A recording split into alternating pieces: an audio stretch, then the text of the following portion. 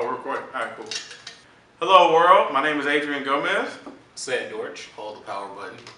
And this is Think Tank, your normal web series dedicated to pop culture, gaming, nerd fandom, and everything else you want to hear about.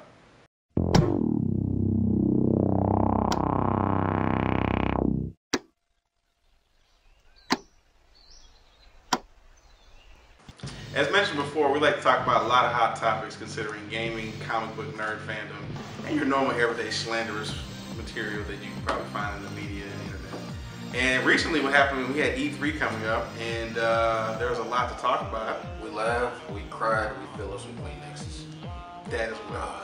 But we want to talk about E3, guys, so let's just go ahead and mention one key thing. I want to hear what the positive, what do you think was the best thing about E3 in your opinion between you guys? The best thing about E3 was, actually I don't even know if it is the best thing you can call it, because it was really a crime when we saw PlayStation come over, throw Xbox over a chair and just cornhole the shit out of it, sandpaper style. But you know, I sat there, I watched some of the points. I was trying not to be biased, you know, I didn't go to PlayStation.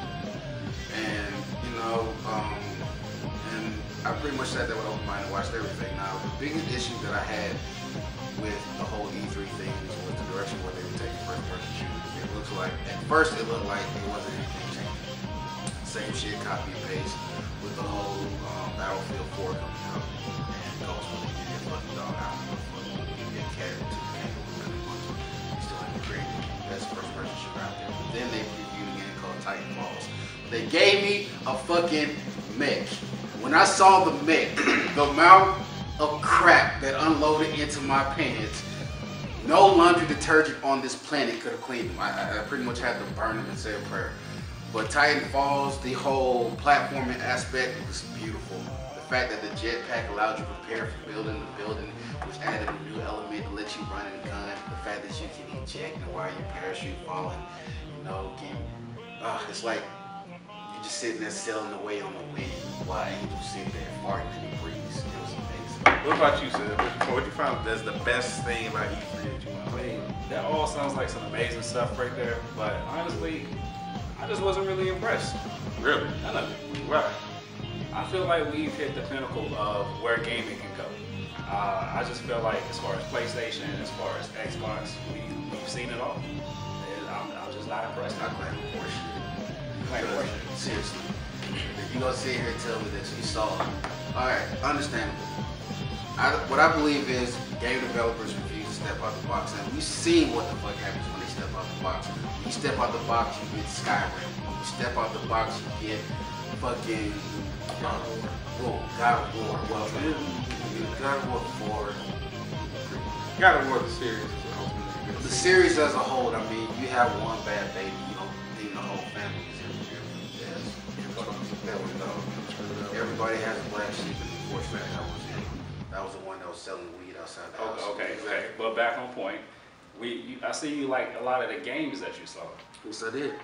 And like BioShock Infinity when it first came out, groundbreaking.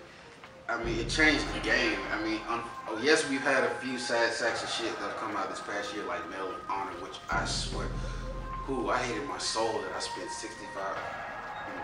I could have spent that money on something else, like bathing a homeless person and saturating. I paid that to see a monkey fuck personally. Actually, I'd rather watch two elephants jerk each other off than play that fucking game. But back to the point. Okay. But my main point is, a lot of what you liked was the gaming. Yes. But what about the systems?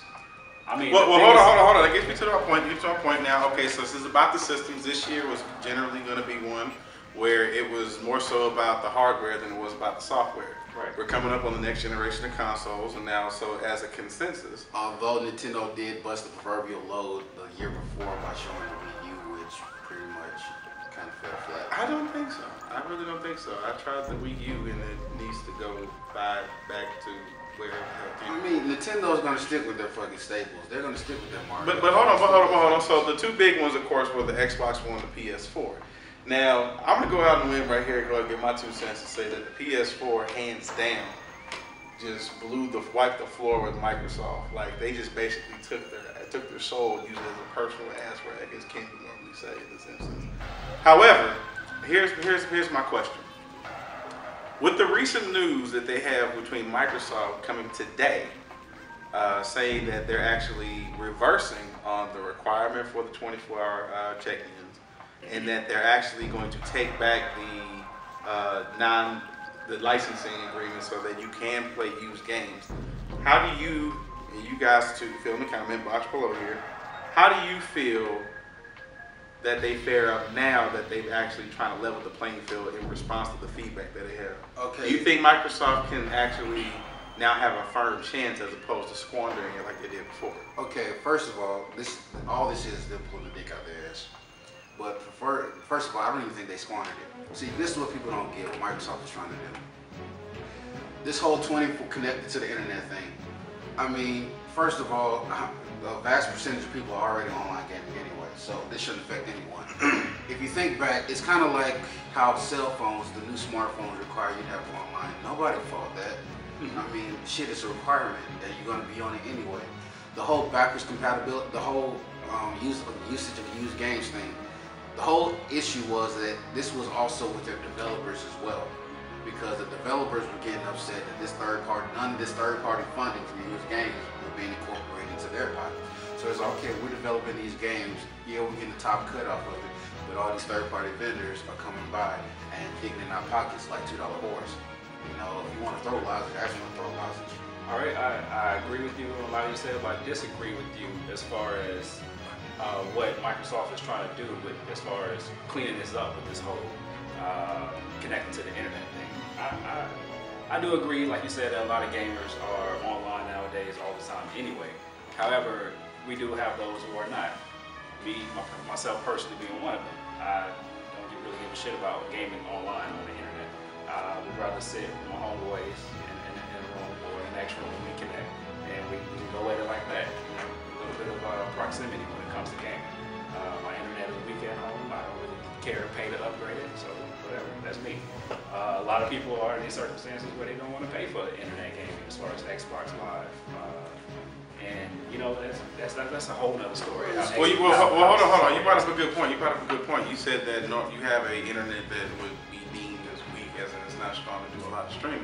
However, with a lot of increased servers with Call of Duty, with also fighting games such as Street Fighter 3 Third Strike Online Edition, if games were to have a much better buffering system, or they were a lot more smoother, and they were able to be pinged properly, would that increase your internet your level of productivity, or would that make you want to use it more online?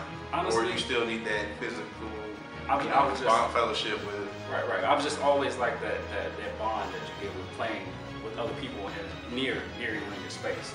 It just feels too distant with this game. In other words, screen hacking.